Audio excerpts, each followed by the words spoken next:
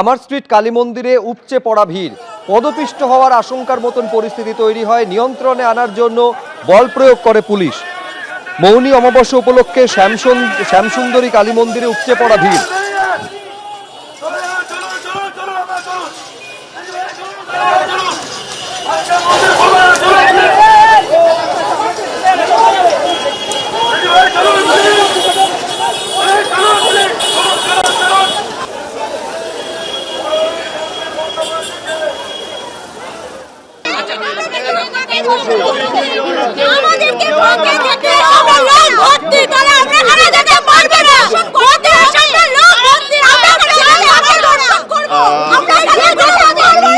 আমি বেশ কিছুক্ষণ ধরে প্রায় এক কথা 15 বার রিপিট করেছি যে চারটা যদি এন্ট্রান্স থাকে, চারটে এন্ট্রান্সে মিনিমাম 15-20 জন করে পুলিশটা দাঁড়িয়ে আছে।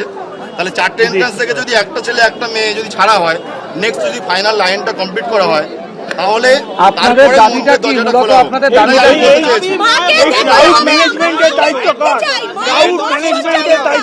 আমার দিদিকে মেরেছে, এদের মেরেছে, আমার ফ্যামিলি সবাই এসেছে এখানে, না খেয়ে দিয়ে উপোস করে আছে পুজো দেওয়ার জন্য। পুলিশ লাঠিচার্জ করলো কি নিয়মে বলতে পারতো, লাঠিচার্জ করে সবাইকে তাড়িয়ে দেওয়া হচ্ছে, তাহলে মন্দির সিল করে দিতে পারতো।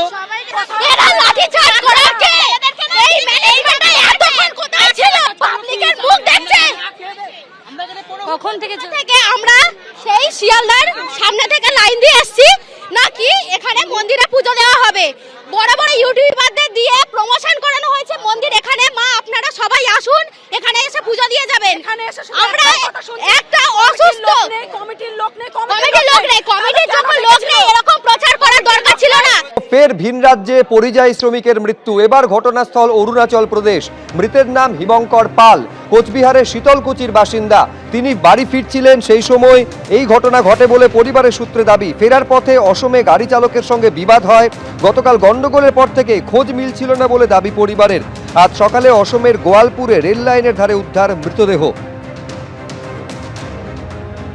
আমার ছেলে আজকে 8-10 বছর থেকে অরুণাচলে যাওয়া আসা করে, মানে পরিযায়ী শ্রমিক কর্ম করার জন্য, কাজ করার জন্য। তো গত পরশু দিন যায়, কালকেও বাড়িতে ফিরে আসে, কাজ না পাওয়াতে বাড়িতে ফিরে আসে। আসার পথে বাসে উঠে, বাড়িতে আসার জন্য বাসে উঠে ফোন করার পর আমার ছেলে বলতেছে ড্রাইভারের সঙ্গে আমার কোনো একটা পিছনে হামলা হয়েছে, ড্রাইভার আমাকে খুব মারধর করছে, ড্রাইভার আমাকে গলা টিপে ধরতে মাথায় বাড়ি মারছে।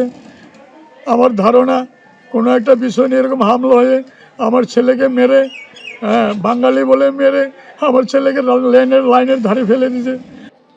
ফের বেলাগাম তৃণমূল নেতা। বিজেপি নেতাদের ছাল চামড়া তুলে নেওয়ার হুঁশিয়ারি প্রকাশ্য মঞ্চ থেকে দিচ্ছেন পূর্ব বর্ধমানের তৃণমূল নেতা। পূর্ব বর্ধমানের জেলা তৃণমূলের সাধারণ সম্পাদক প্রকাশ্য মঞ্চ থেকে এই হুঁশিয়ারি দিয়ে বলছেন, এসআইআর এ সংখ্যালঘু সম্প্রদায় বা আদিবাসীর নাম বাদ গেলে কমিশনকে বলবো না, নাম বাদ গেলে বিজেপি নেতাদের পিটিয়ে ছাল চামড়া তুলে দেব। বর্ধমান 1 নম্বর ব্লক তৃণমূল কংগ্রেসের সম্মেলনে এই হুঁশিয়ারি তৃণমূল নেতার। একটা ভোটারের যদি নাম বাদ যায়, একটা মুসলমান সম্প্রদায়ের মানুষের যদি নাম বাদ যায়, একটা তপশালী বাউরি বাগদির যদি নাম বাদ যায়, একটা আদিবাসী সন্তানের যদি নাম বাদ যায়, নির্বাচন কমিশনকে ধরতে যাব না, বিজেপির নেতাদের পিছিয়ে ছাল চামড়া তুলে দেব।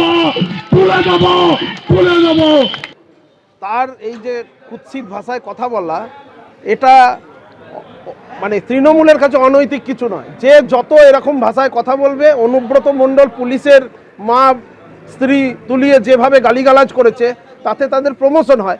এখন প্রমোশন নেওয়ার চেষ্টা করছে এই সমস্ত কথা বলে। এদিকে এসআইআর নিয়ে ফের আক্রমণ শানিয়েছেন তৃণমূলের সর্বভারতীয় সাধারণ সম্পাদক অভিষেক বন্দ্যোপাধ্যায়। হেনস্থার জন্যই প্রায় 1.5 কোটি মানুষকে নোটিশ ধরিয়েছে বলে অভিযোগ করেছেন তিনি। 1,30,00,000 মানুষকে নোটিশ ধরিয়েছে শুধুমাত্র হেনস্থা করতে বলে অভিযোগ অভিষেক বন্দ্যোপাধ্যায়ের।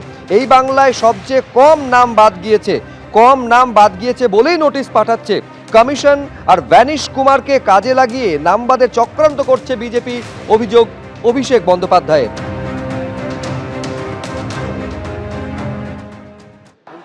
1,30,000 মানুষকে খালি বাংলায় আমাদের হেনস্থা করার জন্য নোটিশ পাঠিয়েছে। লজ্জা লাগে না? রাজ্যে এসআইআর হচ্ছে। আমাদের বাংলাদেশি বলে রোহিঙ্গা বলে যারা দাঁড়িয়ে দিয়েছিল, উত্তরপ্রদেশের 4 কোটি মানুষের নাম বাদ গেছে, গুজরাটে 1 কোটি মানুষের নাম বাদ গেছে। সব থেকে কম ডিভিশন যদি কোথাও হয়ে থাকে সেটা আমাদের এই বাংলা। আর এই বাংলায় যেহেতু কম ডিভিশন হয়েছে, নির্বাচন কমিশন আর ভ্যানিশ কুমারকে কাজে লাগিয়ে জোর জবরদস্তি নাম বাদ দেওয়ার ষড়যন্ত্র করছে ভারতীয় জনতা পার্টি। যাদেরকে নোটিশ পাঠিয়ে হয়রানি করছে, মাথায় রাখবেন, যেভাবে আপনাকে হয়রানি করেছে, আপনাকে কষ্ট দিয়েছে, একইভাবে বিজেপিকে কষ্ট দিতে হবে। এরা যে ভাষায় বোঝে, এদেরকে সে ভাষায় জবাব দিতে হবে। আগামী দিন যখন লাইনে দাঁড়িয়ে ভোট দেবেন, জোড়া ফুলের বোতামটা এমন ভাবে টিপবেন, পদ্ম ফুলের বাবুরা যেন ভোট বাক্স খোলার সময় চোখে সর্ষে ফুল দেখে। এই প্রশ্নটা বিভিন্ন মহল থেকে তোলা হচ্ছিল যে দুদিন ধরে বেলডাঙ্গায় কার্যত যে নৈরাজ্য চলল, তার নেপথ্য থেকে কার উস্কানিতে এই ধরনের পরিস্থিতি তৈরি হলো। গতকালই বহরমপুরের সভা থেকে নাম না করে হুমায়ুন কবিরকে কাঠগড়ায় তুলেছিলেন অভিষেক বন্দ্যোপাধ্যায়। বিজেপির ইন্ধনেই পুরোটা হচ্ছে বলে অভিযোগ করেছিলেন তিনি। তার নিশানায় একদিকে যখন বিজেপি, অন্যদিকে নাম না করে হুমায়ুন কবির। কি বলেছিলেন গতকাল তৃণমূলের সর্বভারতীয় সাধারণ সম্পাদক, দেখব। ঘটনাটা ঘটছে, এর ইন্ধন দিচ্ছে বিজেপির বাবুরা। আর একটা নতুন গদ্দার তৈরি হয়েছে এই মাটিতে, সে ধর্মে ধর্মে বিভাজন তৈরি করে মানুষকে মানুষের বিরুদ্ধে যারা লেলিয়ে দেয়, তাদের বিরুদ্ধে মুর্শিদাবাদকে এক হতে হবে। মুর্শিদাবাদে কোন রকম ভাবে কোন বুথে যদি কেউ বিজেপির বিভাজনের রাজনীতির বিষ বপন করে বিভাজন তৈরি করতে পারে, তাহলে মুর্শিদাবাদ দুর্বল হবে আর বিজেপি শক্তিশালী হবে। গতকাল বেলডাঙ্গায় যা হয়েছে, কারোর কোনো প্ররোচনায় কেউ পা দেবে না। কালকেও একটা সংবাদ মাধ্যমের এক প্রতিনিধির উপর আক্রমণ হয়েছে, আজকেও হয়েছে। আমি দলীয়ভাবে প্রশাসনের কাছে অনুরোধ করব, এর বিরুদ্ধে যারা দায়ী তার বিরুদ্ধে আপনারা ব্যবস্থা নেবেন। এই ঘটনাকে তৃণমূল কংগ্রেসের কেউ সমর্থন করে না, কিন্তু আমাদের সংযত থাকতে হবে। কেউ একটা উস্কে দিল, তার কথা শুনে যদি আইন নিজের হাতে তুলে নি, তাহলে আখেরে লাভ কিন্তু বিজেপির। আজকে যারা বাবরি মসজিদ নিয়ে রাজনীতি করছে, 2019 সালে সেই বিজেপির প্রার্থী ছিল। হ্যাঁ কি না? হ্যাঁ কি না? বিজেপির সাথে কার যোগাযোগ? কার যোগাযোগ? এবিপি আনন্দ, এগিয়ে থাকে, এগিয়ে রাখে।